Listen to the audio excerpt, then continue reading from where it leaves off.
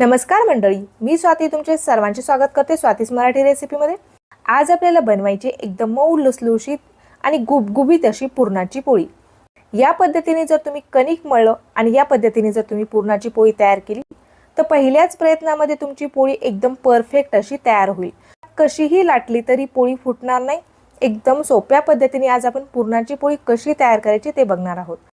तर ही पोळी तुम्ही बघू शकता एकदम छान मऊ लुसलुशीत झालेली आहे आणि आतील पुरण देखील तुम्ही बघू शकता। पोळीच्या काठोकाठ यामध्ये पुरण आहे। तर या ठिकाणी आपण 1 ग्लास हरभऱ्याची डाळ घेतलेली आहे। डाळ आपल्याला छान स्वच्छ अशी 2 पाण्याने धुवून घ्यायची आहे। डाळ मी छान स्वच्छ अशी धुवून घेतलेली आहे। आता आपल्याला कुकरला ही डाळ शिजवून घ्यायची आहे। कुकरमध्ये आपण धुवून घेतलेली जी हरभऱ्याची डाळ आहे ती डाळ टाकून घेतलेली आहे।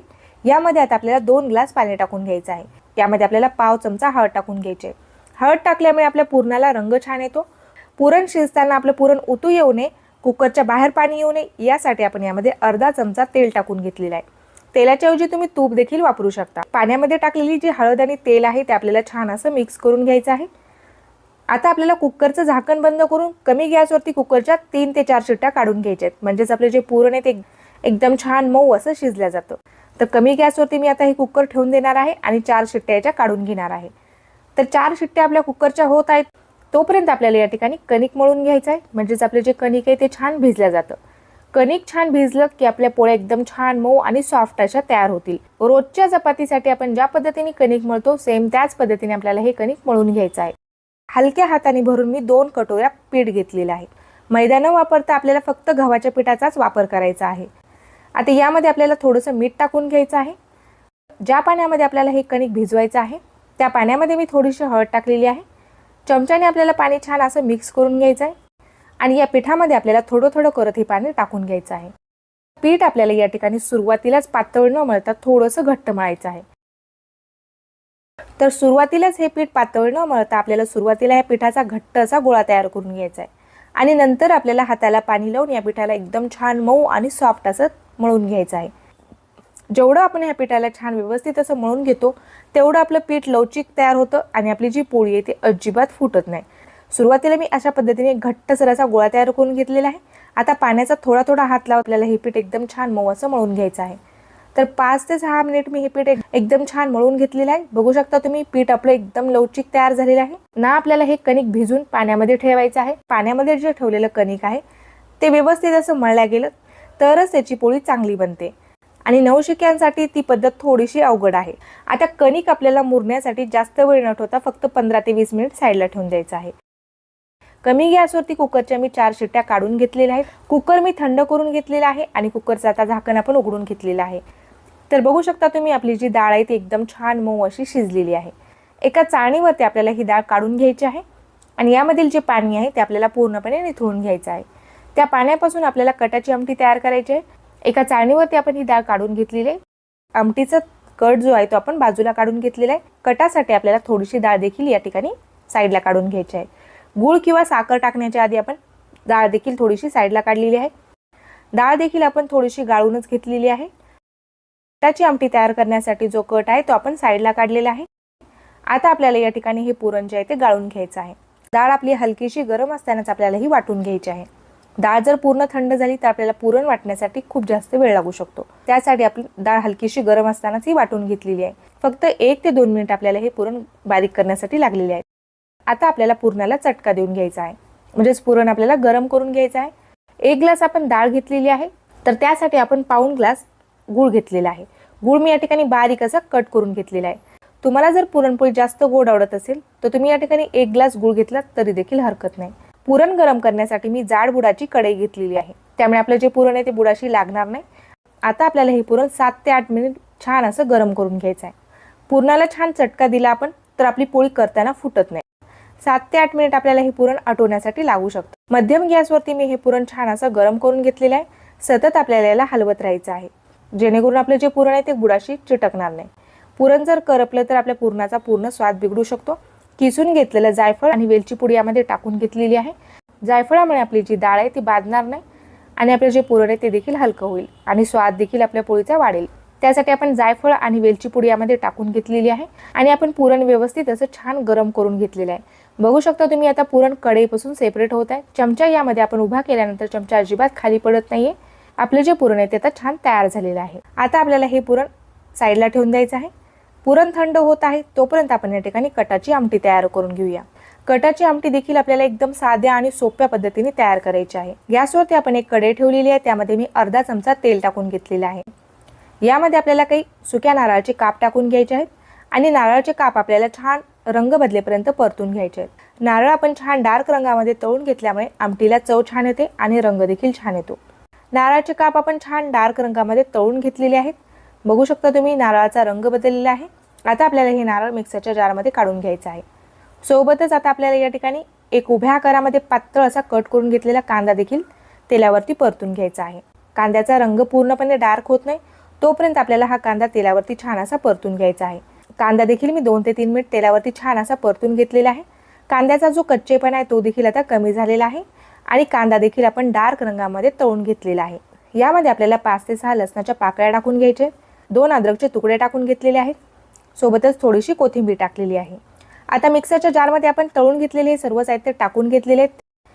तर यामध्ये मी 2 ते 3 चमचे पाणी टाकून एकदम बारीक असायला वाटून घेतलेला आहे। आमटीसाठीचा आपला जो मसाला आहे तो तयार झालेला आहे। आता आपल्याला आमटीला फोडणी देऊन घ्यायची आहे। सेम कढईमध्ये मी 2 चमचे तेल टाकून घेतलेले आहे। तेल छान तापलेलं आहे, यामध्ये मी अर्धा चमचा मोहरी टाकून घेतलेली आहे। मोहरी आपली छान फुटू द्यायची आहे। त्यानंतर आपल्याला यामध्ये जिरे टाकून घ्यायचे आहे। मोहरी आपली छान फुटलेली आहे, यामध्ये मी जिरे टाकून घेतलेले आहेत। जिरे देखील आपले छान फुललेले आहेत। आता आपल्याला लगेचच यामध्ये मिक्सरला आपण जे वाटण तयार करून घेतलेले आहे ते वाटण आपल्याला यामध्ये टाकून घ्यायचं आहे। तेल सुटेपर्यंत आपल्याला याला छान असं परतून घ्यायचं आहे। कढीपत्त्याची काही पानं टाकून घेतलेली आहेत मी यामध्ये आपल्याला काही सुके मसाले टाकून घ्यायचे आहेत। 1 चमचा आपण या ठिकाणी काळा मसाला टाकलेला आहे, अर्धा चमचा आपण या ठिकाणी लाल तिखट टाकलेला आहे, पाव चमचा आपण या ठिकाणी हळद टाकून घेतलेली आहे। तेल सुटेपर्यंत आपल्याला मसाला छान असा परतून घ्यायचा आहे। आता मसाल्यामधून छान तेल सुटलेलं आहे। आता यामध्ये आपण आमटीसाठी जो कट काढून घेतलेला आहे तो कट टाकून घ्यायचा आहे। गरजेनुसार आपल्याला यामध्ये पाणी टाकून घ्यायचं आहे। तुम्हाला आमटी कितपत पातळ हवी त्यानुसार तुम्ही यामध्ये पाणी टाकू शकता। मिक्सरच्या जारमध्ये मी थोडंसं पाणी टाकलेलं आहे, ते पाणी आपण यामध्ये टाकून घेतलेलं आहे। सुरुवातीला आपल्याला ही आमटी पातळ तयार करायची आहे, थंड झाल्यानंतर आमटी घट्ट होते। तर मी यामध्ये भरपूर असं पाणी टाकून घेतलेलं आहे। चवीनुसार आपल्याला यामध्ये मीठ टाकून घ्यायचं आहे आणि आमटीला आपल्याला एक छान उकळी काढून घ्यायची आहे। बघू शकता तुम्ही आमटीला मस्त अशी उकळी आलेली आहे, तेलाची तरी देखील छान आलेली आहे आणि आमटीला रंग देखील एकदम मस्त असा आलेला आहे। यामध्ये आपण बारीक चिरून घेतलेली कोथिंबीर टाकून घेतलेली आहे। एकदम चविष्ट खमंग अशी आपली कटाची आमटी तयार झालेली आहे, देखील आपलं थंड झालेलं आहे। आता आपल्याला लगेचच पोळ्या तयार करून घ्यायच्या। तर आपले जे पीठ आहे ते देखील आता छान मुरलेलं आहे। पिठाला मी परत एकदा छान असं मळून घेतलेलं आहे। आपले जे पुरण आहे ते देखील मी एका भांड्यामध्ये काढून घेतलेलं आहे। आता पिठाचा आपल्याला छोटासा एक गोळा घ्यायचा आहे, हाताला थोडंसं पीठ लावून घ्यायचं आहे। पुरणाचा देखील आपल्याला एक गोळा घ्यायचा आहे। पिठाचा गोळा छोटा घ्यायचा आहे आणि पुरणाचा गोळा थोडासा आपल्याला मोठा घ्यायचा आहे। आपले जे पीठ आहे ते एकदम छान मऊ असं भिजलेलं आहे आणि आपले जे पुरण आहे ते देखील एकदम छान पेड्यासारखं मऊ झालेलं आहे। या पिठाची आपल्याला अशा पद्धतीने एक वाटी तयार करून घ्यायची आहे आणि यामध्ये आता आपल्याला पुरणाचा हा गोळा ठेवून घ्यायचा आहे। पुरण आपल्याला आतील बाजूस दाबत हे गोळा बंद करून घ्यायचा आहे। ज्या पद्धतीने आपण मोदक तयार करतो त्याच पद्धतीने आपल्याला हलक्या हाताने पीठ जे आहे ते वरच्या बाजूला खेचत घ्यायचं आहे आणि हे पिठाचा गोळा आपल्याला बंद करून घ्यायचा आहे। पिठाच्या कडेला आपल्याला अजिबात पुरण लागू द्यायचं नाहीये। बोटाला आपल्याला थोडंसं पीठ लावून घ्यायचं आहे आणि पुरण आपल्याला खालच्या बाजूने दाबून घ्यायचं आहे आणि आपण हे पिठाचा जो गोळा आहे तो बंद करून घेतलेला आहे। यावर जे एक्स्ट्राचं पीठ आहे ते आपल्याला काढून घ्यायचं आहे।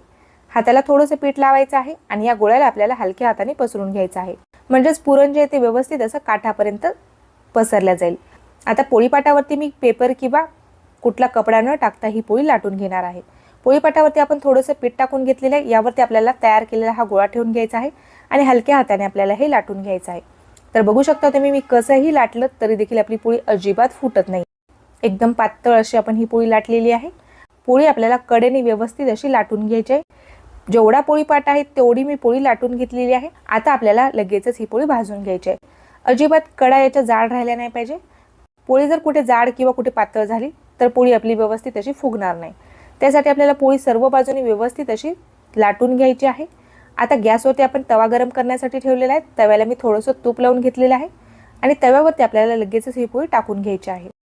वरच्या बाजूला देखील मी थोडंसं तूप टाकून घेतलेलं आहे। पोळीच्या वरती अशा पद्धतीने बबल्स आले की लगेचच आपल्याला पोळी पलटी करून घ्यायची आहे. ज्या उलथण्याने आपल्याला ही पोळी पलटी करून घ्यायची आहे त्या उलथण्याला देखील आपल्याला तेल किंवा तूप लावून घ्यायचं आहे. म्हणजेच आपली जी पोळी आहे ते उलथण्याला चिटकणार नाही आणि फुटणार नाही.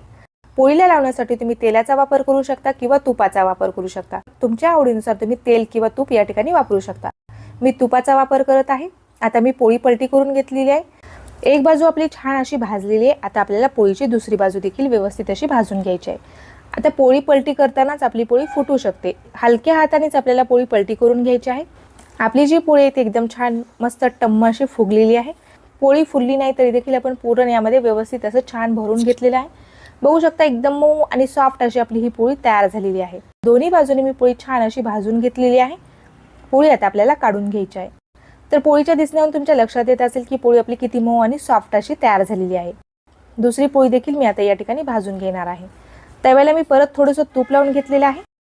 पोळीच्या वरच्या बाजूला छान असे बबल्स आलेले आहेत.